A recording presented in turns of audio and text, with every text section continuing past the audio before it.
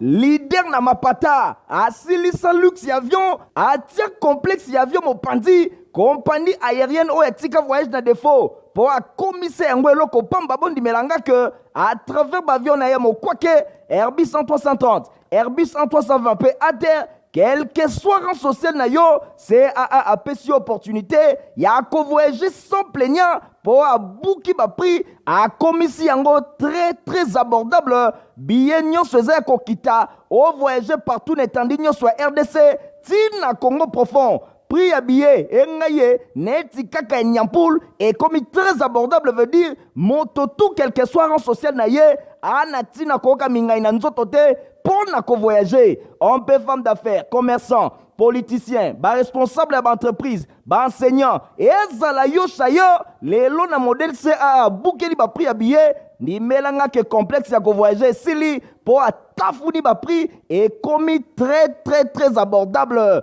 CAA a tiré bino les sous 5 fréquences mokoka par semaine, na destination Kinshasa, Goma, Kinshasa, na Airbus 330 na ye, 9 fréquences mokoka par semaine, na destination Kinshasa, Lubumbashi, Kinshasa, en raison de 7 fréquences na Airbus 330, P2 fréquences na Airbus 320. Et s'il 2 jours par semaine, vol à Kinshasa, Lubumbashi, Kinshasa, et Kobanda Kozala avant midi puis après-midi. Ah, CAA, Osaka Boepoa Nini, au commissaire ko voyager na Congo profond, na first class, veut dire première classe, Masolo et Sili, luxe pe noblesse ya Nyama, mais na Congo profond, mon côté na terrain, CAA, mfumu ya mapata.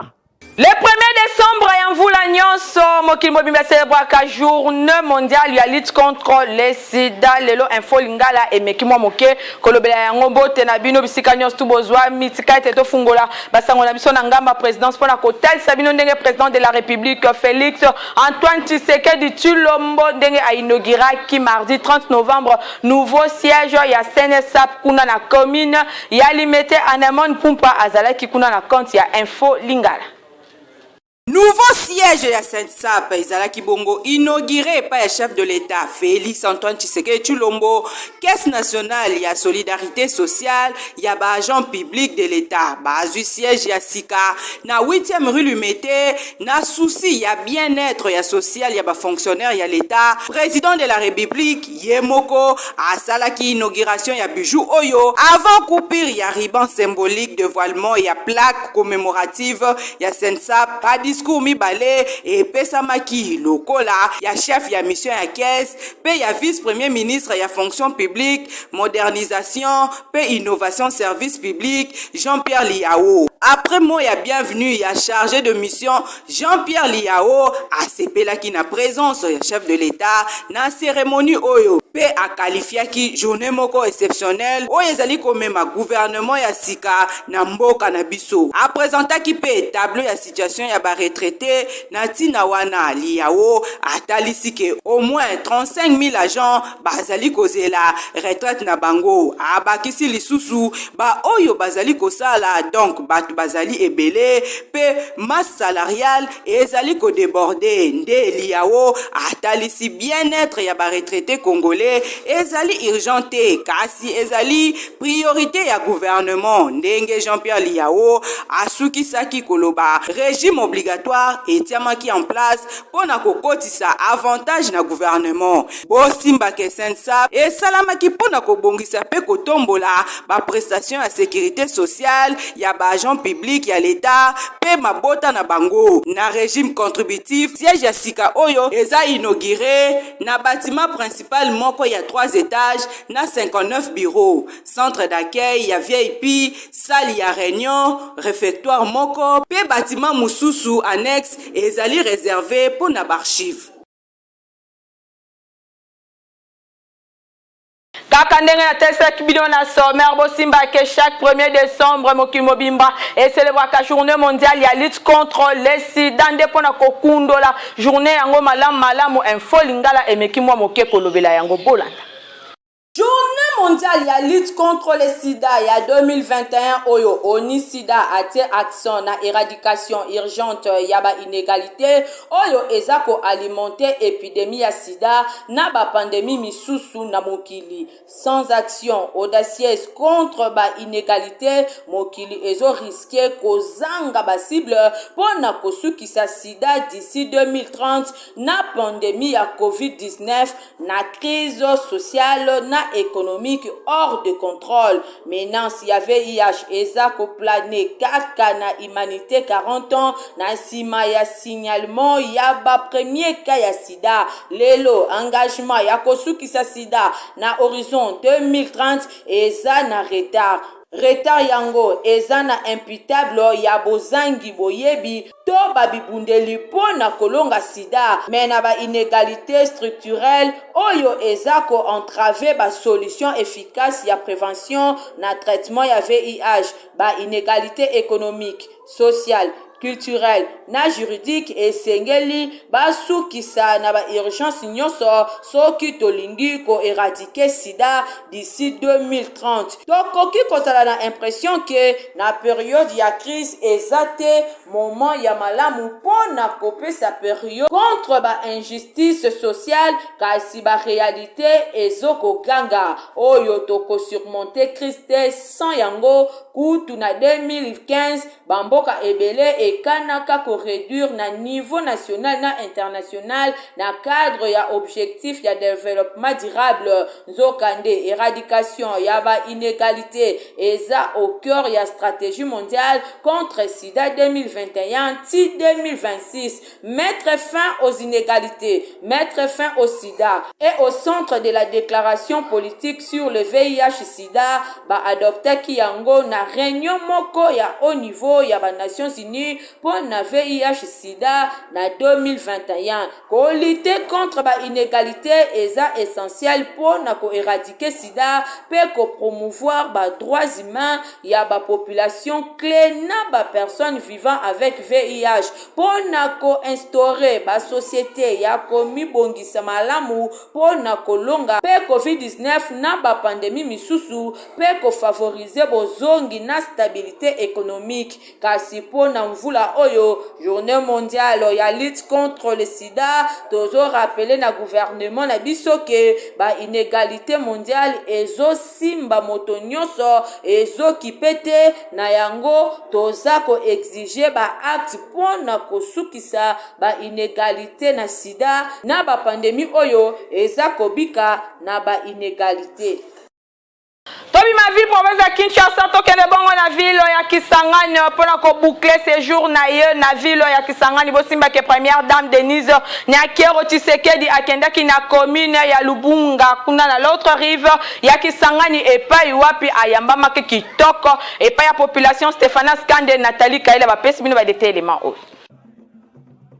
Na moment na ye ya suka awa na chopo première dame a traversé rive ya Kisangani po akende na Lubunga moko ya si commune chef lieu ya province oyo awa présence na ye epesi confiance epai ya population na bakonzi marque ya considération oyo elakisamaki na ndenge bayambaki ye malamu mpe kitoko oyo bazali kobenga première dame bango nyonso lisanga na kati ya centre social Lubunga baboyome ya kote oyo bakokaki kokanga motema te basepelaki makasi na communion oyo bazalaki na yango na première dame. Sepeli mingi première fois en tout cas to sepeli makasi mbali boza na esengo mingi ngai komona biso va to sepela sali kitoko kibasa ba soda na kalukusa to sepeli makasi na ndenge mama yetu za na esengo mama ya liboso ya bolingo ko ya kolakisa bolingo pa na bana nde mama Denise. Séance tenante présidente ya fondation Denise Nyakero Tshisekedi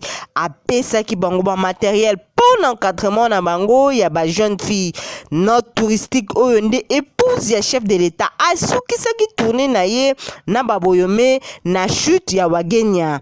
Première dame azui démonstration ya pêche ya poisson. Denise Nyakero Tshisekedi azui ya koapprendre histoire ya famille ezali nzambe nde aklase yango boye na baintervalle oyo ezali lokola bamapango ndenge baesplikaki ye na kotala yango malamu. First Lady azali komesure potentiel touristique oyo occasion mpona ye ya kolancer appel na bakongolais basapproprier culture touristique afin ya kovaloriser richesse naturelle ya mboka.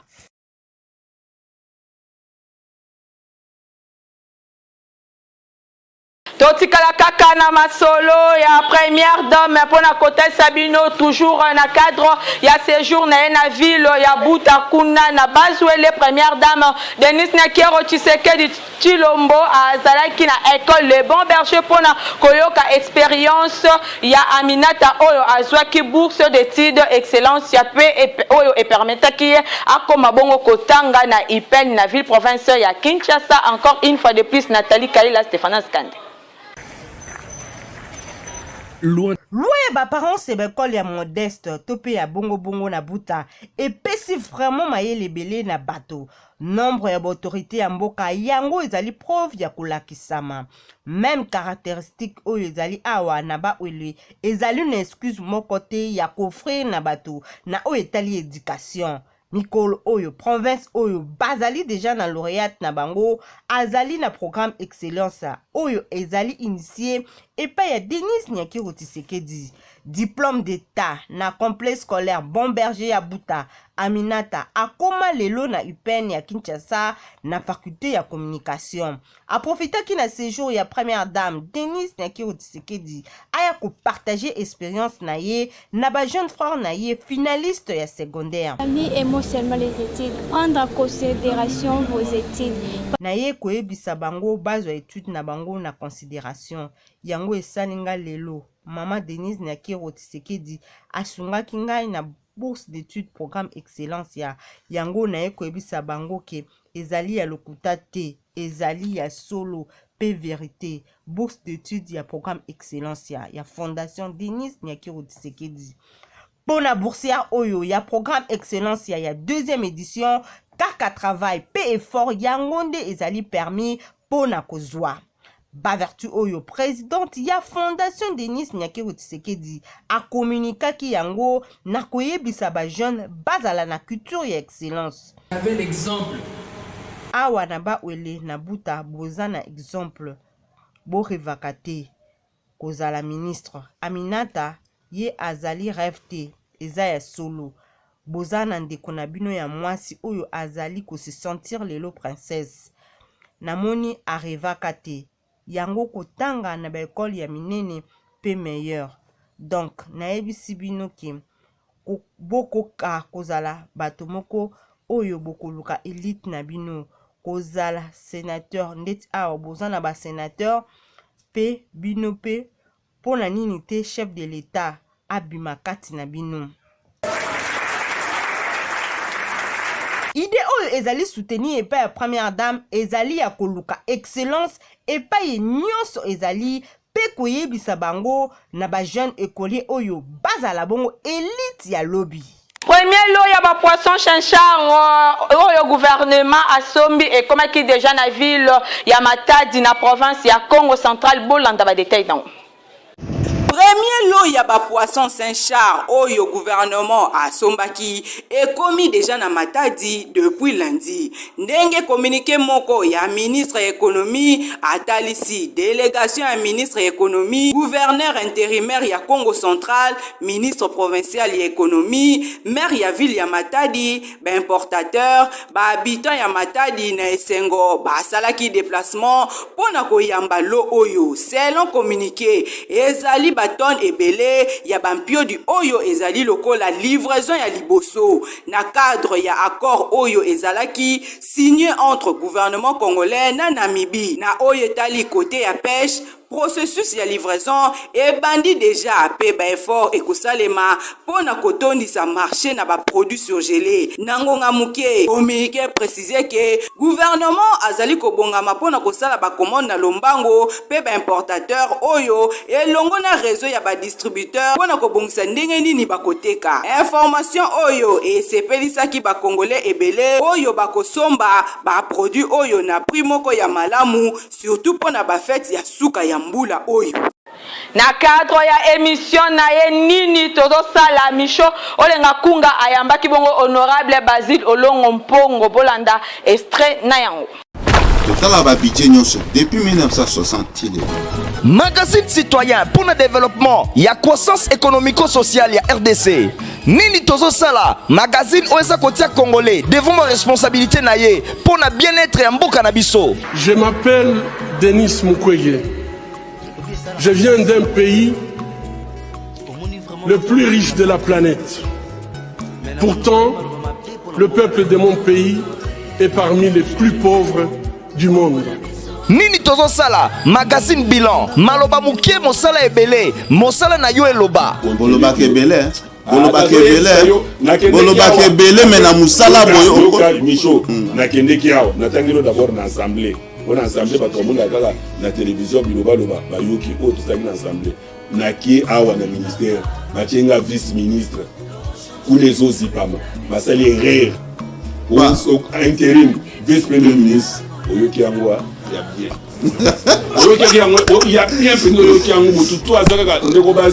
Nini tozo sala pour la RDC. Na veille le jour il y a formation il y a FCC.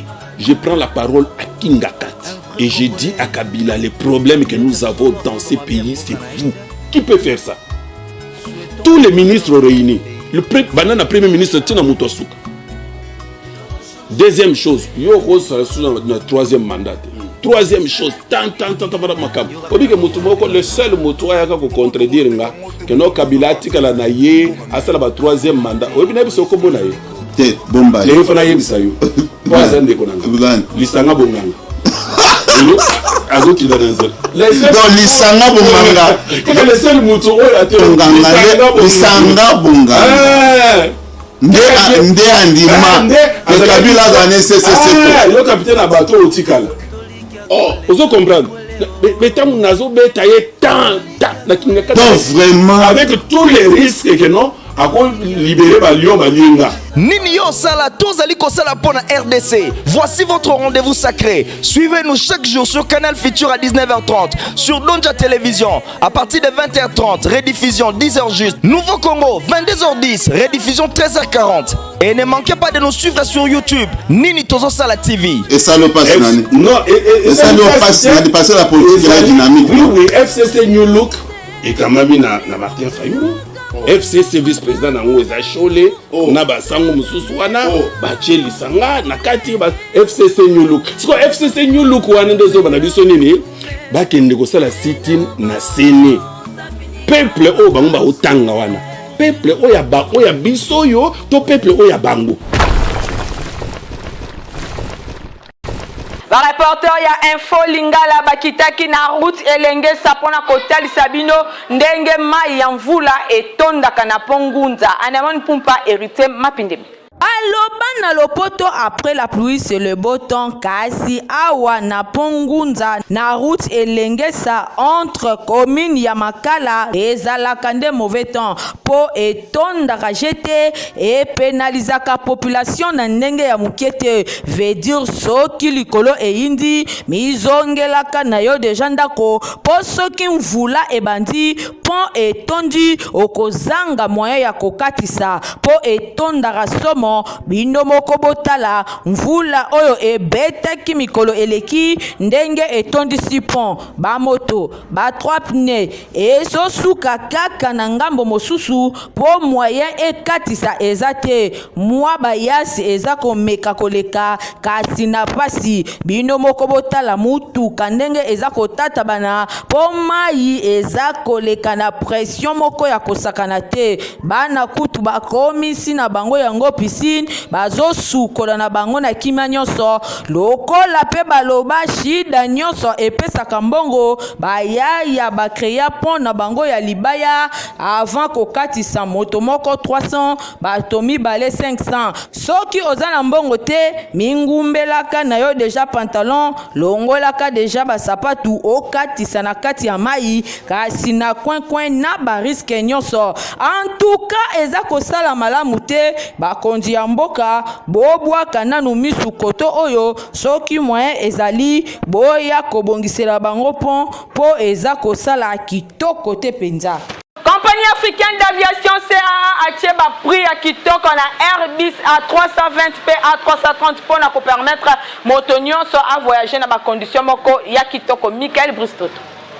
C'est un leader ya Congo profond, leader na mapata, asilisa luxe ya avion, atia complexe ya avion mopandi, compagnie aérienne ou etika voyage na défaut. Pour a commissaire ngwelo ko pamba bondi melanga que à travers l'avion na yamo kwake Airbus A330, Airbus A320 pe à terre quel que soit rang social na yo, CAA a pessi opportunité ya ko voyager sans plaignant pour a bouki ba prix a commissi yango très abordable billet nyonso za ko kita o voyager partout n'étendue nyonso RDC tina Congo profond. Prix à billet, engaye, neti kaka nyampoul, et comme très abordable veut dire, moto tout quel que soit rang social naye, anati na koka mingai na nzotote, pour na ko voyager. On peut femme d'affaires, commerçant, politicien, ba responsable d'entreprise, ba enseignant, et ezala yo chayo, les lots na modèle CAA, boukeli ba prix à billet, ni melanga que complexe ya ko voyager, sili,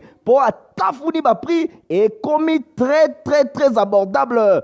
CAA a tiré bino les sous 5 fréquences mokoka par semaine, na destination Kinshasa, Goma, Kinshasa, na Airbus A330 na ye, 9 fréquences mokoka par semaine, na destination Kinshasa, Lubumbashi, Kinshasa, en raison y a 7 fréquences na Airbus A330, P2 fréquences na Airbus A320. Et s'il 2 jours par semaine, bah vol à Kinshasa, Lubumbashi, Kinshasa, et commande à cause avant midi, puis après-midi. Ah, CAA, Osaka Boepoa Nini, au commissaire qu'on voyager dans Congo profond, na first class, veut dire première classe, Masolo et Sili, luxe et noblesse ya Nyama, mais na Congo profond, mon côté na terrain, CAA, mfumu ya mapata.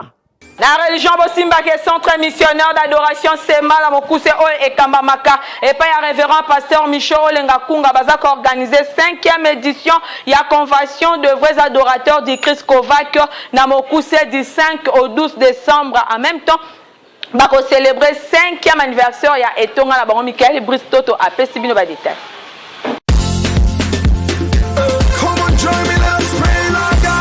Tango ngonga ekokaka olinga tie lotomo po esi ekoki makambo efo esalema Kinshasa tango ya makambo ekoki avec 5e anniversaire ya église centre missionnaire d'adoration Sema na Mokuse ou ekumbamaka avec impact et idéologie et pas à l'adorateur qui fait bouger les trônes de Dieu le pasteur Michon Lengakunga Bazak organisé convention des vrais adorateurs de Christ Kovac na Mokuse 5e édition Yambalo yote meza quand c'est l'heure et wow Kovac Yambalo yo et Zande Likambo Yangonga rendez-vous à Komanda dimanche 5 si dimanche 12 décembre 2021 chaque jour de 17h à 19h45, 8 journées mon coca de démonstration, Yangouya Yanzambe, ya epakwa. Kolo ye moko kozala au rendez-vous, na ngwende na ya bokonzi. Monte kopela kosaganate, bikambo kosalema, e bongo basali ya Nzambe. Bilombe oba kokumbela bilulu oyo. 5e édition à Kovac, Pasteur Faustin Ikaka, Pasteur Raphaël Vubu, Pasteur Ezekiel Beponga Yasema, Pasteur Dona Ebondo ya Mwanda, Docteur Stéphanas Kande, Peye Moko Otia Milulu, l'adorateur qui fait bouger les trônes de Dieu et qui fait trembler les démons. Révérend Micho Lengakunga, Kozanga na yokutu rendez-vous au Yaya, autour de Kozala Wapie, temple du centre missionnaire d'adoration Sema, Oyo Somi na Avenue Kimbangu numéro 2, quartier Sebo na commune à Mongafula, référence croisement et Bavni Damsope Kimbangu, et Bongo Kotendoule, et Ngaye, groupe Maranata, Bakoneto la Bokondi Ankolo, et Longona ba groupe Misusu. Ah oui, les lots et les lots, Wana et Kadonza Bapesio, au travers 5e édition à Kovac. quand c'est l'heure. Ngonga ekoki kozanga te.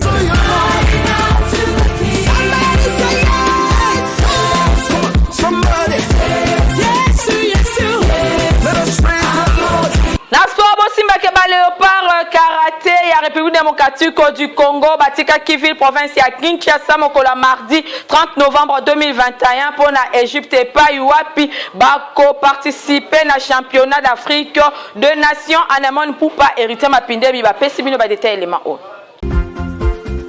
Ba Léopard karaté ya République démocratique du Congo bakita Kiville province à Kinshasa mardi 30 novembre 2021 na ngonga ya 13h na avion éthiopian et décollaki pour na ville ya Addis Abeba. Après 4 heures de vol sur place na aéroport ya Addis Abeba, ba Léopard ya karaté ba se reposaki pendant 2 heures du temps avant bazwa avion mususu pour na Caire, capitale Égypte. Et pa yuapi bako participer na championnat d'Afrique du 2 au 5 décembre. Djedje Ngoy Kabongo, entraîneur ya ba Léopard, azanga kite ko expliquer santé équipe na ye. Notre expérience à Dubaï, nous voilà maintenant en route pour Caire.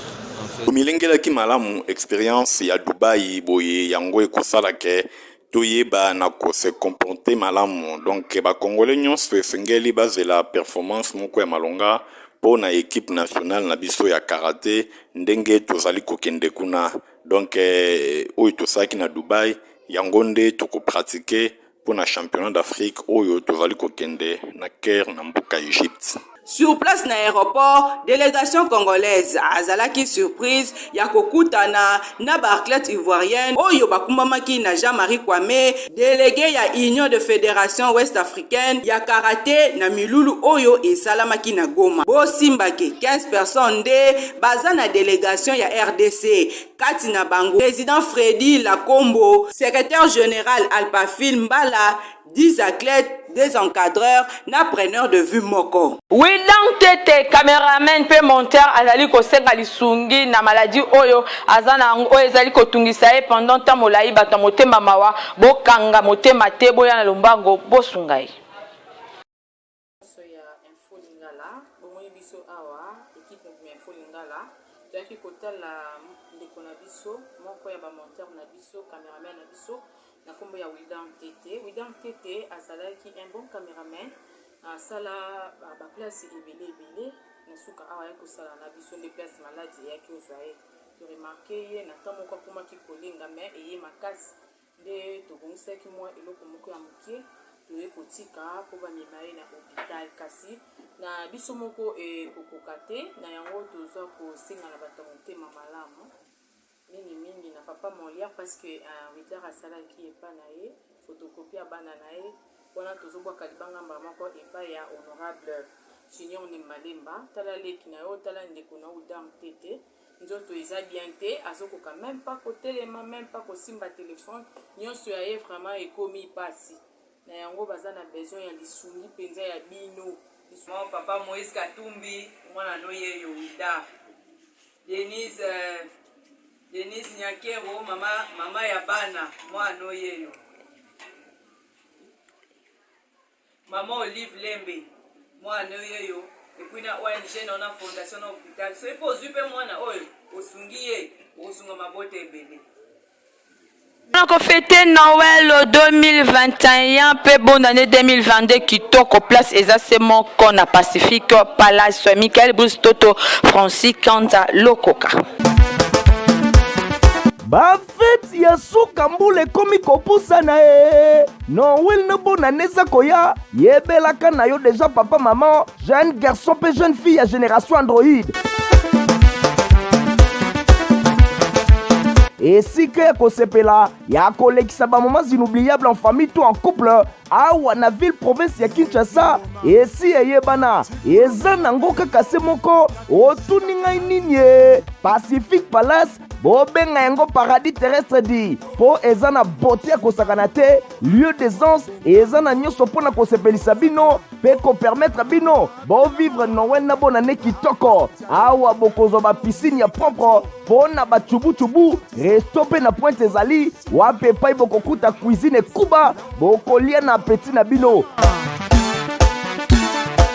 mobange na espace na libanda eza wana bokoki kosala suka na babum bozomela eloko ya malili bozolia mwa eloko etumama kitoko ekota mwa mungwa bien mwa pilipili ya 3000 banyangoleli bino litungulu pembeni bakisa suka na ambiance po awa na Pacific Palace le paradis terrestre bazalaka na mobange na podium wapi epai baproduction ya ndenge na ndenge esalemaka ya badifferents artistes Koko Bokolanda okanisi Pacific Palace ebosani bana na bino surtout na fete ya Noël oyo eza koya jaja awa bondimela ngai ke bana balembaka te mpo baje eza wana zralala mpo bana basavoure bafete na bango kitoko. Pacific Palace baza mpe na bachambre ya mokwake kuna bokoki kopema kitoko ezala bozala bandeko bauti poto bakoki kolekisa bamoma ya kitoko awa.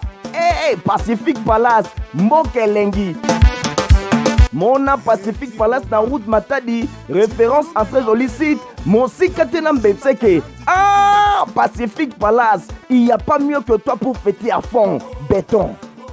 On a bouclé journal ya peuple pour la peuple merci mingi na Alain Bowala oyo azalaki na sima caméra édition et Simba Maki na Anemon Poupa journal ezalaki monté pa na moko ingénieur Christian Kangebe ni kaka ndenge na mesana koloba info lingala ezaka supervisé et pa na moko hérité mapine mbandeko botika malamu ngala bino to monani semaine prochaine au revoir. C'est un leader ya Congo profond, leader na mapata, asilisa luxe ya avion, atia complexe ya avion mopandi, compagnie aérienne ou etika voyage na défaut, pour a commisser yango eloko pamba bondi melanga que à travers l'avion na yemo kwake Airbus 330, Airbus 320 pe à terre quel que soit rang social na yo, CAA a pesi opportunité, ya ko voyager sans plaignant pour a bouki ba prix a commissi yango très abordable.